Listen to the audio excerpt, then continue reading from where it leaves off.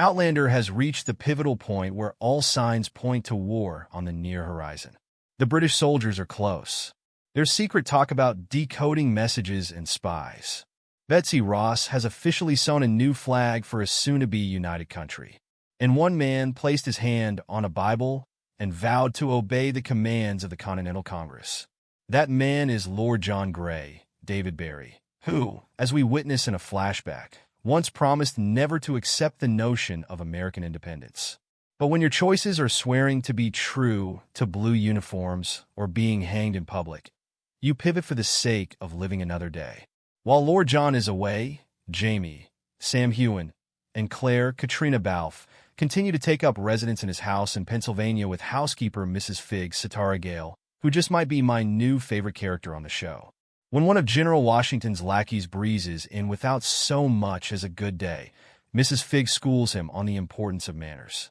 And since this man insists that all of the generals will be meeting at Lord John's house for dinner that very night, Mrs. Figg requests that the young man help her in the kitchen. I love her. Claire heads to the market for some essentials for the party and literally runs into an energetic Frenchman.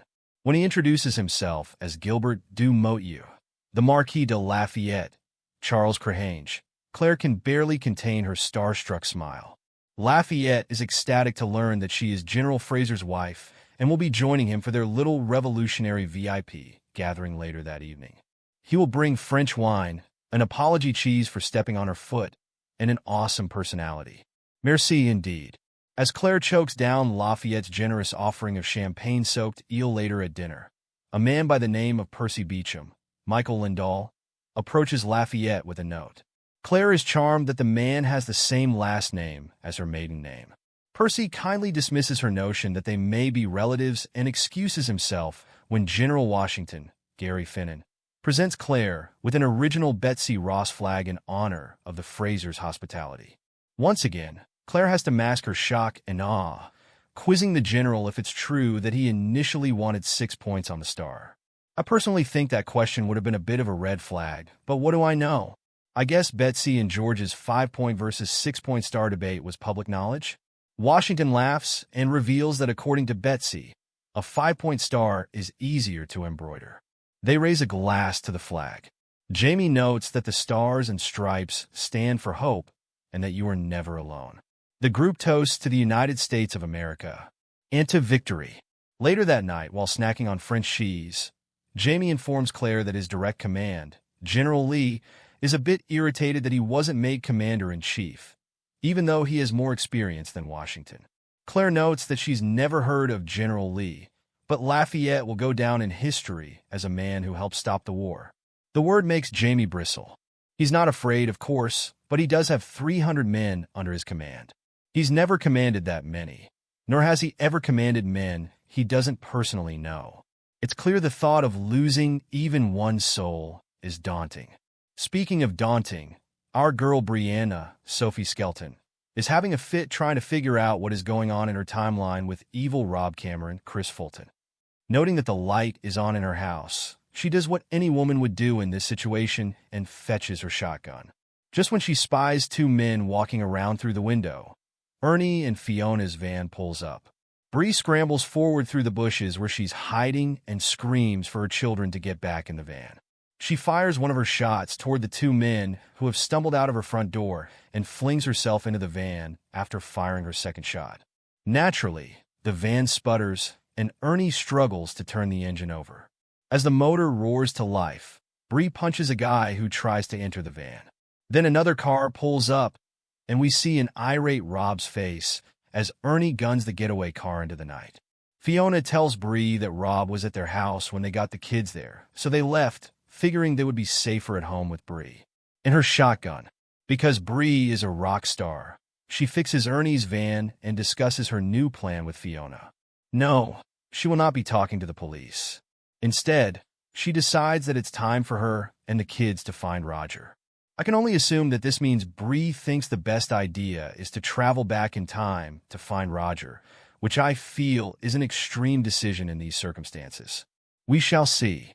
Back in the 1700s, William Charles Vandervaart arrived a bit disheveled at a British camp with some correspondence. After being scolded for looking like a stable groom, William storms into a tent to clean himself up. Moments later, he's startled to find Jane, Sylvia present, and her little sister Franny standing at the entrance. Well, this just got interesting.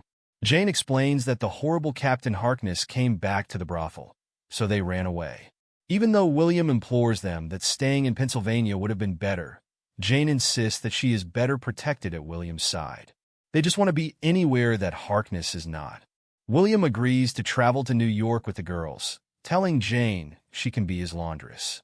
This would be a good idea if Jane had any clue how to do laundry. Annoyed, William chastises her, saying it can't be that hard. All she has to do is buy supplies and learn from the other ladies. Franny speaks up, saying that Jane doesn't know how to use money. This information floors William. He pulls Jane into another tent and listens as she explains that in a brothel, she knows what specific body parts are worth, but has no idea how that money translates into the real world. Sure, she has earned wages at the brothel since she was 10 years old, but she's never seen them in her life. She's never purchased anything. William is gutted. He asks her to stay away from any man until he can find her more modest clothing. When Jane reminds him that she is, indeed, a whore, William assures her that she is no such thing under his watch. Jane later tries to thank William by straddling him on his cot, but he shuts the moment down. Confused, Jane reminds him that they have already done the deed once. William reminds Jane that she was a willing participant. It wasn't a kindness or a thank you. He passionately kisses her and sends her on her way. His honor is still intact. Back at Jamie's camp, soldiers report to Claire for medical release. Lo and behold, Lord John Grey is one of the men standing in line. She calls for her husband, and Lord John surrenders to Jamie in a heartbeat. They take John, as a prisoner, to his own home, where Claire inspects his eye. She gently explains that he's fractured his socket and part of the muscle is stuck in the crack, which is why he can't move his eye in any direction. Jamie walks into the room, wondering out loud if Claire can help. If John could roll his eyes, he would. Why does Jamie care when he left him in the middle of the woods with American Molly Tia? Claire does roll her eyes and asks her husband to hold John's head while she grabs his eyeball to unstick it from the crack in his socket. Lovely.